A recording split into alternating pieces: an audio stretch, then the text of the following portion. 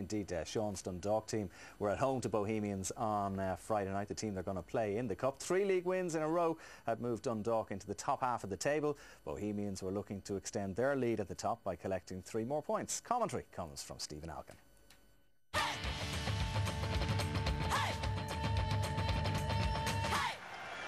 It's the 3rd meeting of Dundalk and Bohemians this season, and problems for Pat Fenlon because Owen Heary has been injured in the warm-up and Glenn Crowe leads out the side. Heary replaced by Mark Rossiter. Pat Fenlon hoping that his side can produce what they did on the opening day of the season here in Oriel Park, a victory, as they try to defend their title. This is the first game of the second half of the season. Bohs in their familiar red and black strip playing from left to right. And it's Rossiter coming forward straight away, finding Paddy Madden. Good run by him, but well watched by the former Bohs man, Thomas Heary.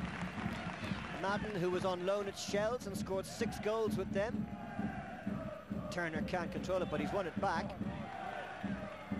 Rowe.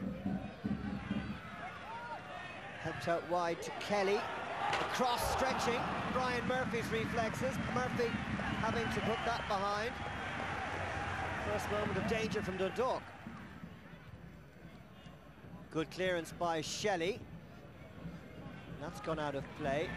And the throw-in has been given to Bohemians, which Sean Kelly finds inexplicable. Good movement by Conor Powell coming forward from the back. Great save by Benyon. Byrne has it now. Crowe, 1-0 Bohs.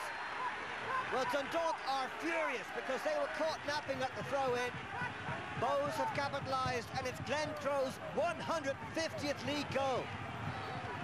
Wearing the captain's armband today. It was a fine strike by Powell, and Byrne's vision was excellent. Easy finish for Crowe. Now Dundalk trying to get back into it. Brennan was going for that, and it was Daly who was diving in. The assistant quickly in there. Mark Douglas with words for Richie Winter, who reached for the yellow card initially. Now, it didn't look like there was much contact between Michael Daly and Killian Brennan, but red is the decision. The 7th sending off for a Dundalk player this season. Perhaps a little bit harsh. There wasn't much contact between Daly and Killian Brennan.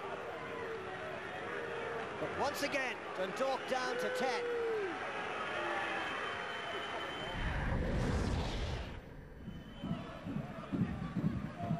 Crowe sliding in. Rossiter doing well to find Jason Byrne. And he was just clipped there as he tried to make progress down the right. So Brennan with this free kick. Very close to that crossbar. Benyon watched it even closer though. Can Dundalk fashion an equaliser? It's a decent cross towards the new man Williams. He may just have glanced Brian Murphy as he ran through there. Rossiter. Forward it goes from Byrne. Madden here, holding off the challenge of Burns. And that's over the crossbar by Sean Kelly. Dundalk living dangerously. Flicked on by Madden. Crowe spotting Jason Byrne in acres of space. Surely this will wrap it up. Oh, the league's top scorer missing the target there. It's all Bohemians. Here he manages to get it away, but it's won back again by Madden. He's looked really lively. The cross left by Crowe. Onto it comes Brennan. 2-0. 3 points to Bohemians. A hat-trick of wins against the Lily Whites this season. And once Crowe left it for Brennan, here he was unable to get across to cover. Well won by Heary. Joseph Ndo now. Nice flick. Laid off by Crowe. Keagan helping it on to Brennan. This is a good move by Bohs. And they were coming in there, and Doe was only inches away from making it 3. Stoppage time has been played. Richie Winter blows the final whistle. Dundalk's woes on a night when they were reduced to 10 men early on. Crowe and Brennan getting the goals for Bohemians, who stay top of the League of Ireland Premier Division.